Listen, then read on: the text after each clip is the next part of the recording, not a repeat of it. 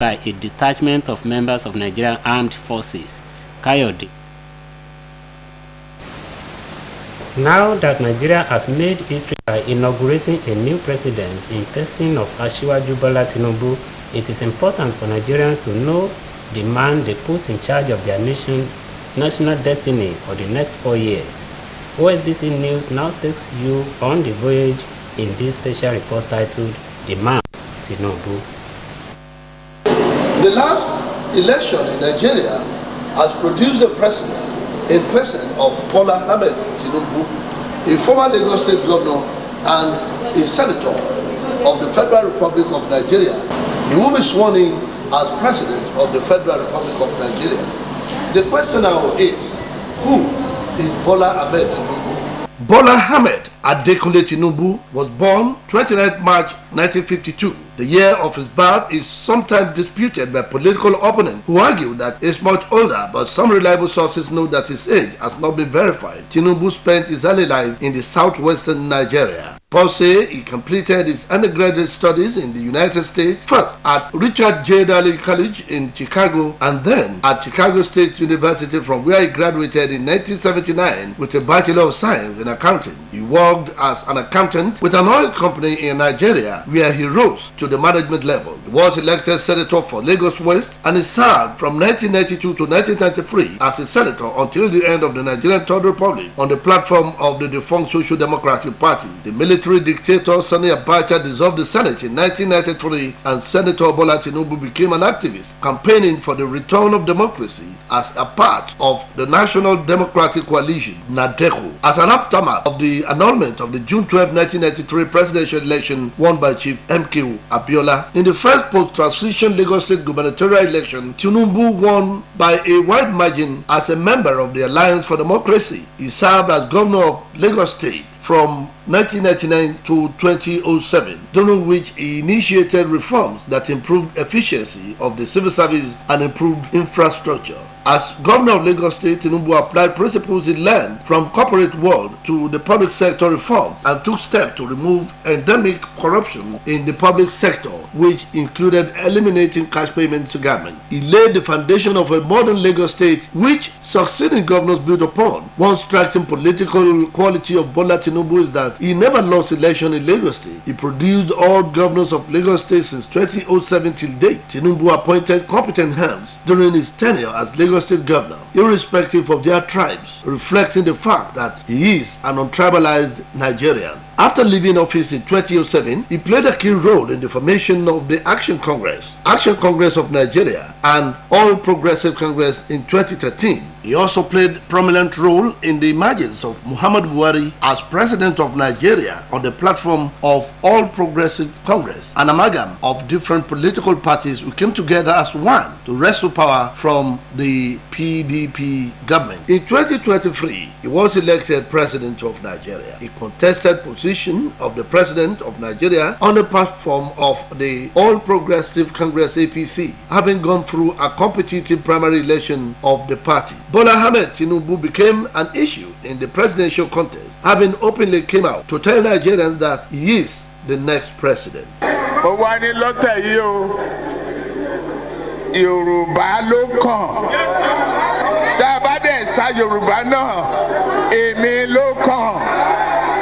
The Lagos State Governor, Babajide Sanwo-Olu, described Asiwaju Bola Ahmed Tinubu this way. As the governor of this state, he started with the Engbeti Summit in 2001. That summit had continued to lead us into various economic agenda that successive government has been able to live on. A former senator and minister of defense, Senator Musiliu Obanikoro, described Tinubu as a man of destiny, one solution to a myriad of problems confronting Nigeria. Asiwaju has what it takes to lead Nigeria to a greater height, be it in the area of economy, be it in the area of security, and in other categories. Similarly, a former member of the House of Representatives and Chief of Staff to Edo State Governor, Honorable Patrick Obahiago, has this to say about the president-elect. So he's the only one just now that can consolidate on the dividends of this democracy. If examples in Lagos State is an exemplary gashia of good governance. Also speaking on the person of Bola Tinubu, a former local government chairman in Osun State, Honorable Sarafadeen Awutunde describes him this way. He's a tactician, a politician. I want to say a very intelligent man. Chief Olabode George, a retired naval officer, former military governor of Ondo State and leader of the People's Democratic Party, has always been critical of everything having to do with Bola Tinubu. Yes, I said it, and I meant what I said, that if peradventure he became the president of this country, I won't live here. I will be watching Nigeria with my long binoculars from afar. I didn't mince my words. With the emergence of Bola Ahmed Tinubu as president-elect, Nigerians are expecting much from him. The Bishop, Ilesha Anglican Diocese, Church of Nigeria, the Right Reverend Dapo Asaaju, has this advice for him. Produce a blueprint on how to move forward. We have no confidence in any political party. They have all operated at the local level, state level. They have not done any magic for anybody. They should pick the best from every political party, sit down and let us say, how do we fix education? How do we fix healthcare? How do we fix agriculture? Let him have a blueprint. Nigerians don't want too much. They want security. They want jobs. They want good roads, good hospitals, good schools. These are simple things that can be done. Agriculture is enough to feed the whole of Nigeria. Bola Ahmed Tinubu is married to Senator Oluremi Tinubu. May 29 is the D-Day when the baton of leadership of the Federal Republic of Nigeria will be passed to Bola Ahmed Adekunle. I am Babatunde Bola Tito. As Nigerians look forward to the administration of the 16th democratically elected President Asiwaju Bola Tinubu, whose reign kicked off today, the citizens have charged the new president to fulfill his campaign manifestos, as there are many expectations from him to deliver. Those who spoke made the call while speaking on their expectations from the newly inaugurated president, Asiwaju Bola Tinubu. Oluwatobiloba Odunuga has the details. Democratically elected president Asiwaju Bola Tinubu has been sworn in as the president of the Federal Republic of Nigeria and the commander-in-chief of the Nigeria Armed Forces. Nigerians have expressed optimism that he would be able to salvage Nigeria's economy from its challenges. Speaking on their expectations from the incoming administration of President Bola Tinubu, Mr. Moshood Abiola and Mrs. Rachel Oyetunbi said they are expecting serious changes in all ramifications, adding that the first responsibility of his administration should be the security of lives and properties of all, including the citizens' welfare and the economic development of the country. They charged President Tinubu to focus on good governance, prioritize the fight against corruption, promote transparency, and hold corrupt individuals accountable, and also promote social welfare and poverty alleviation programs, create job opportunities for the youth, improve the education sector, which is important for the nation's development, and improve on infrastructure, which includes roads, healthcare facilities, schools, and electricity, among others. The duo of Mr. Abiola and Mrs. Oyetunbi said they expect the president to represent the country's interests on the global stage, foster positive relationships with other nations, and promote Nigeria's image internationally, just as they call on President Tinubu to ensure that the dividend of democracy is delivered to all and sundry in the country. I expect Asiwaju to do more than people's expectation, because it's not easy. You know, something emanated when he pronounced Emilokon. People were like, how will you say Iwolokon?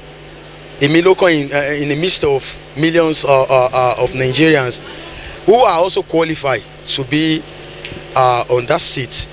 I really wish he did more than his expectation. And I personally, I hope and I believe Asiwaju will deliver, even beyond people's expectation. The new administration to work firstly on the issue of insecurity. It's so rampant now, and we hope and pray that we have a better Nigeria that is more secured, that we can move from one city to another without the fear of being kidnapped or being killed.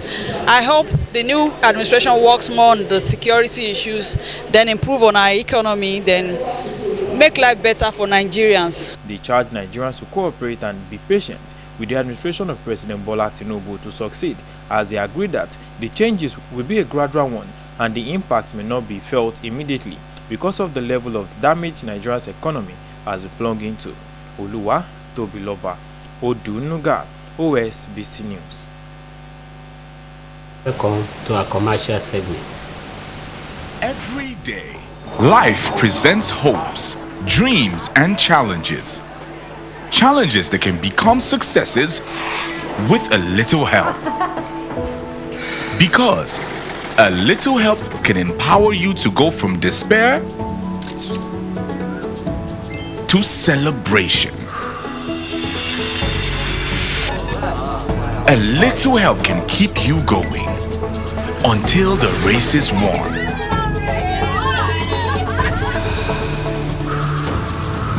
A little help can turn bundles of anxiety into a bundle of joy. And with Glow Data, you get much more than just a little help. You get the biggest data deals in town to make every day glow with small wins and big wins. Dial *777# to select your Glow Data plan.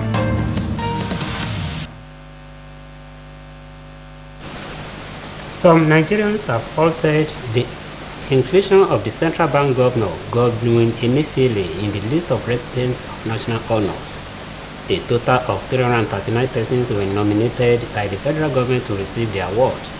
Among those nominated for the category of Commander of the Order of the Federal Republic is the CBN governor.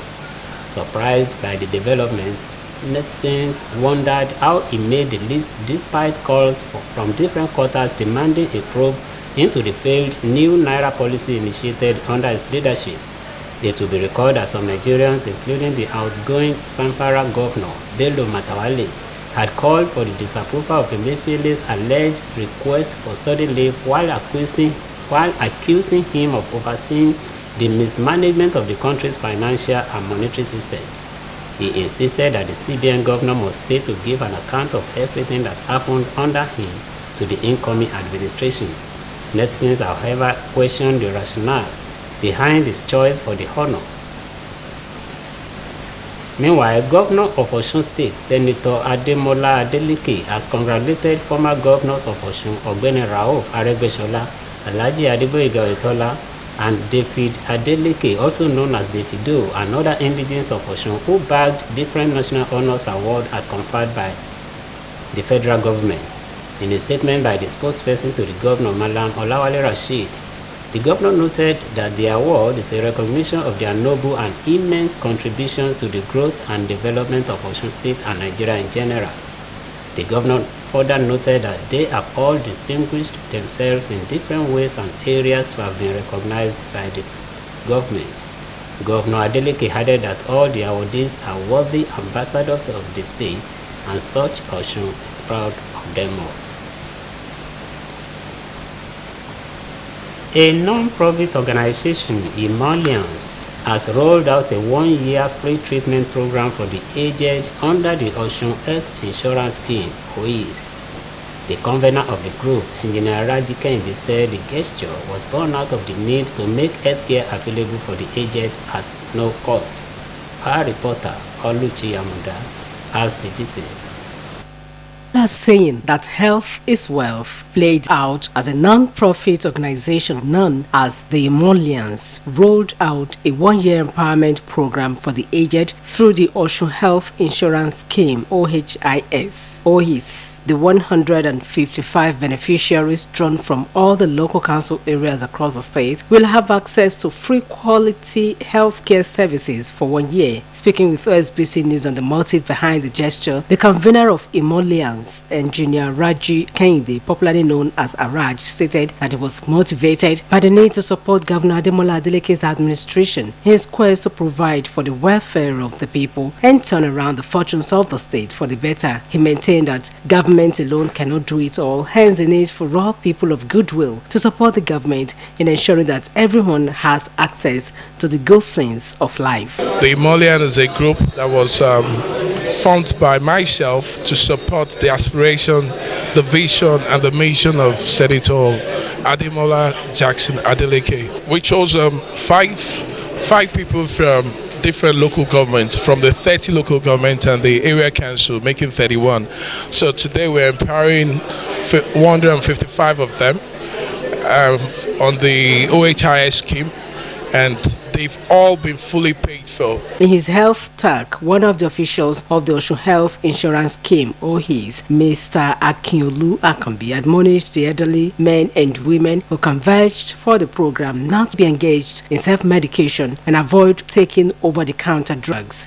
He equally spoke on the need for the beneficiaries to choose health facilities closer to their places of residence and visit the hospitals regularly for checkups, adding that Engineer Raji Kende has made full payment for their health services. Self-medication is very bad for anyone, regardless of their age.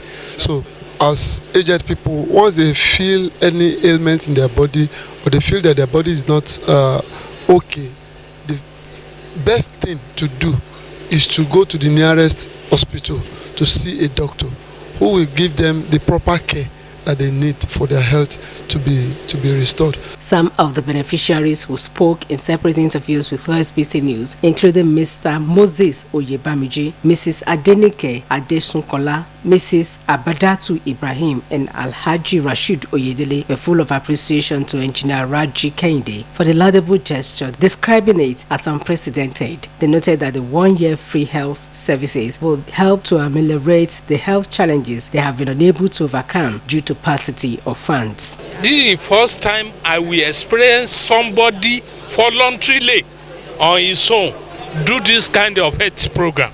For the past 5 years, I'm in the house. Nobody has ever come and say, let me help you. But this man, when I heard it, I thought it was a lie. But on getting here is something else. We really appreciate the man, that the hand of God will not leave him. I'm very happy, I'm very grateful for this program.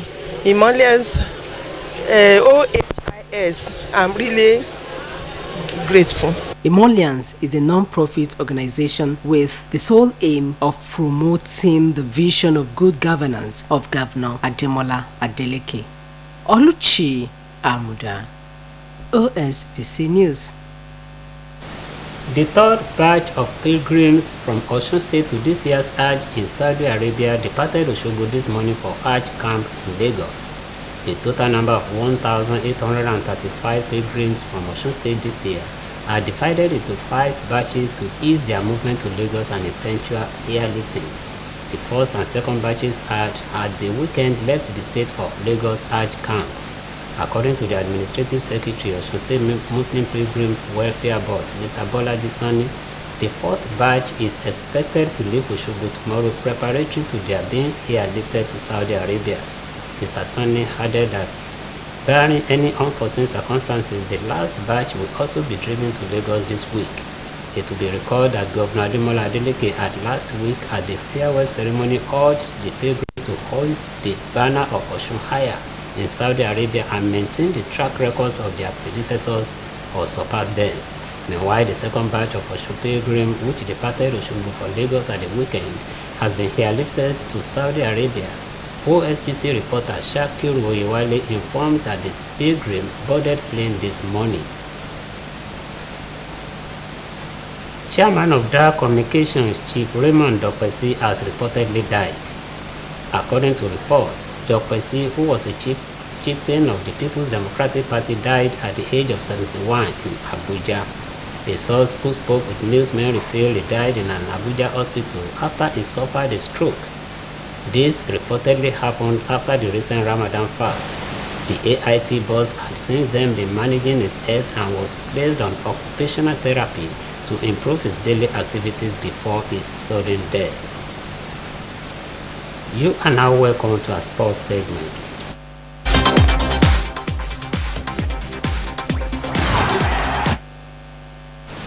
Nigerian striker and current Serie A best forward Victor Osimhen adds another feather to his illustrious art after bagging the National Award of Member of the Order of the Federal Republic by the outgone President of Nigeria, Muhammadu Buhari. The 24-year-old was honored by the President following his immense contribution to the beautiful game of football for his club and country since making his senior professional debut in 2017. The prolific striker isn't a newbie to honorarium since his age grade level days after winning the FIFA Under-17 Cup in 2015 with the Golden Eaglets, then clinching the CAF Under-23 Africa Cup of Nations with the Dream Team same year. Now on the foreign scene, the newly elected president of Turkey, Recep Tayyip Erdogan, says his administration's main priorities will be fighting inflation and healing the people's wound from the catastrophic earthquake. He gave the speech shortly after defeating opposition leader Kemal Kılıçdaroğlu in the runoff vote and stretching his rule into a third decade. Olawumi Okanlawon has the details of this and more from the phone.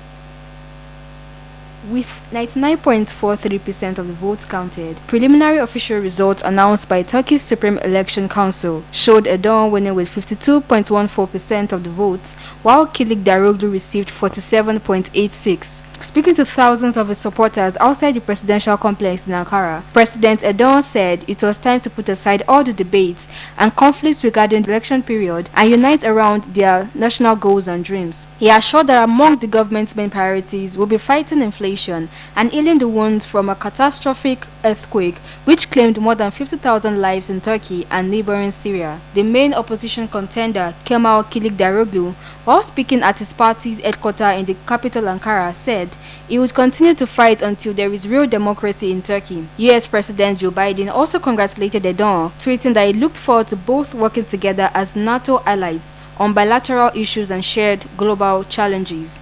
In another development, dozens of rebel fighters have been killed and thousands displaced in clashes with security forces in India's northeastern state of Manipur. The state has been on edge since the explosion of inter-ethnic violence between tribal groups and the ethnic majority Meitei people over plans to extend economic quotas to the Meitei. Chief Minister Biren Singh told reporters that at least 40 fighters have been killed in a crackdown by security forces. He confirmed that 2 people had also been killed in the past 2 days of unrest. The far-flung state of North India, sandwiched between Bangladesh, China and Myanmar, have long been a tinderbox of tensions between different ethnic groups. Olawumi Okanlawon, Osbc News. And that ends the major report on Osbc TV. It was edited by Abdul Adebisi. I am Kayode Adebayo. Thank you for watching. Good night.